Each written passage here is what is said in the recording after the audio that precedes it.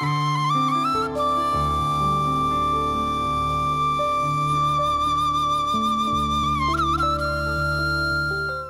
TV நேயர்களுக்கு இனிய இதயபூர்வமான காலை வணக்கங்கள்.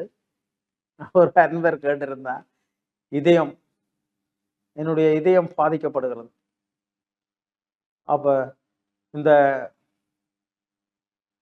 பிப்ரவரி மாதம் இதயத்துக்கு முக்கியமான வருடம். காதலர் தினம் தொடர்பான பெரிய பெரிய கருத்தியல்கள் எல்லாம் வந்து கொண்டிருக்கின்றன. ஆக இதயத்தை வலுவாக்குவது எது? இதயத்தை எவ்வாறு வலுவாக்கலாம்? அன்பான நண்பரே, இதயம் என்று சொல்வதும் அது தொடர்பாக இலக்கியங்கள், கதைகள், பேச்சுக்கள், உங்களுடைய லவ், இவை எல்லாமே அப்ப இதயம் ஒரு உணர்வை பரிமாற்றுகின்ற இடம் அல்ல என்று மருத்துவத்துறை விஞ்ஞான ஆராய்ச்சிகள் சொல்கின்றன. அது ஒரு பம்ப். இரத்தத்தை உடல் முழுவதும் பம்ப் பண்ணி கொண்டு இருக்கிறது. ஆக இந்த பம்ப் பண்றத தடை செய்கிறது பாருங்க. அப்ப இரத்த அழுத்தமோ, இதய வால்வுகளோ அல்லது இதயம் வீக் ஆகிறதுக்கு காரணம் மூளை. நீங்க யோசிக்கிறீங்க, நீங்க ஃப்ரஸ்ட்ரேஷன்ல இருக்கிறீங்க, நீங்க டென்ஷன் பண்றீங்க, நீங்க உணர்ச்சி வசப்படுறீங்க. இவ்வாறு செய்கின்ற பொழுது இதயம் பாதிக்கப்படுகின்றது. அப்ப இதை நீங்க பாருங்க. அப்ப விஞ்ஞானத்தோடு இணைஞ்சுதான் நாங்க பார்க்கணும். இப்ப உள்ள நிலம் முழுக்க முழுக்க விஞ்ஞானத்தோடு இணைஞ்சு பார்க்கறது. அப்ப இதயத்தை போடுறது, இதயத்தை இளைஞர்கள், நாங்களும் இளைஞர்களா இருக்க இப்படி குத்தி போடுறது, லவ், அப்ப லவ்வுக்கான குறியீடு அதெல்லாம் சொல்றோம். அது ஒரு உணர்வு பூர்வமான ஒரு கட்டத்தில் ஆய்வில் சொன்னாங்க, அந்த இதயத்துக்கு ஏதோ ஒரு இடத்துக்கு மேலே அந்த உணர்வுகள் சங்கமிக்கின்றன நரம்புகள். ஆனால் விஞ்ஞான ரீதியாக அது மூளையில குறிப்பிட்ட ஒரு பகுதியில அது ஒர்க் பண்ணி கொண்டு இருக்கிறது. அப்ப பாருங்க, அப்ப நரம்பு தொகுதி, அப்ப நீங்க சொன்னீங்க நரம்பு தொகுதி ஏனைய தொகுதிகளோட அது லிங்க் பண்ணித்தான் ஒர்க் பண்ணி கொண்டு இருக்கு. இந்த உடல்ல 12-13 தொகுதி இருக்குது, ஒர்க் பண்ணி கொண்டு இருக்கிறது.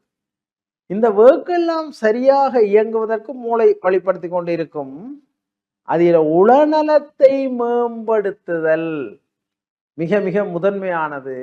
உங்களோட உளநலம் சரியாக இருந்தால் உடல் நோய்கள் வராது. உங்களுக்கு உளநோய் வந்து விட்டால் பிறகு உடல் நோயும் வந்துவிடும். நித்திரை வராது, யோசிப்பீங்கள். அப்ப நித்திரை கொள்ளாட்டி விடிய வேலை செய்ய இயலாது, டென்ஷன் ஆவிகள், கைகள் நடுங்கும். அப்ப நீங்க உடனே வைத்தியசாலை போக வேண்டி வரும்.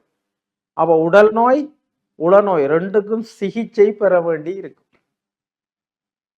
அப்ப இன்று பெரும்பாலான மனிதர்கள் இந்த டென்ஷன், அப்ப அதுல பிறகு சுகர் பிரச்சனை, பிரஷர் பிரச்சனை, கணக்கு எல்லாம் சேர்ந்த பிரச்சனைகள் எல்லாம். அப்ப மனிதன் என்று மிக ஒரு அங்கலாச்சு கொண்டு உழைச்சு கொண்டு நிம்மதி இழந்து பிரச்சனைகளுக்கு மத்தியில வாழுகின்ற ஒருத்தனாக இருக்கிறான்.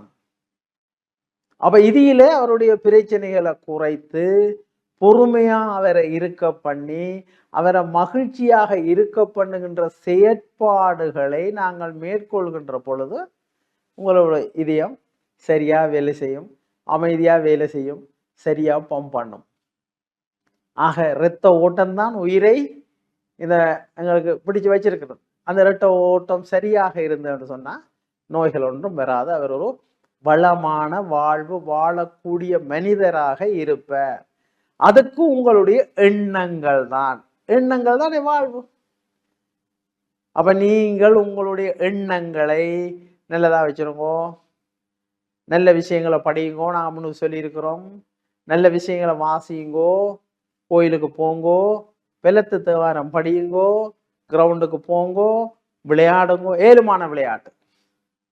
ரைட், சரி. கலைகள்ல விருப்பமா பாட்டு கேளுங்கோ, நாடகம் நடியுங்கோ, நாடகம் பாருங்க. எதையும் அளவுக்கு அதிகமா செய்திடாங்க. அளவுக்கு அதிகமா செய்தா ரைட், அது தாக்கத்தை ஏற்படுத்தும். எல்லாம் பேலன்ஸ், ஒரே மாதிரி செய்யாம ஆக்கத்திறன் உள்ளவராயிருங்கோ, மகிழ்ச்சியாக வாழுங்கோ. உங்களுடைய இதயம் உறுதியாக இருக்கும். அதுக்கு உணவு கட்டுப்பாடும் தேவை. நன்றி, வணக்கம். வணக்கம்.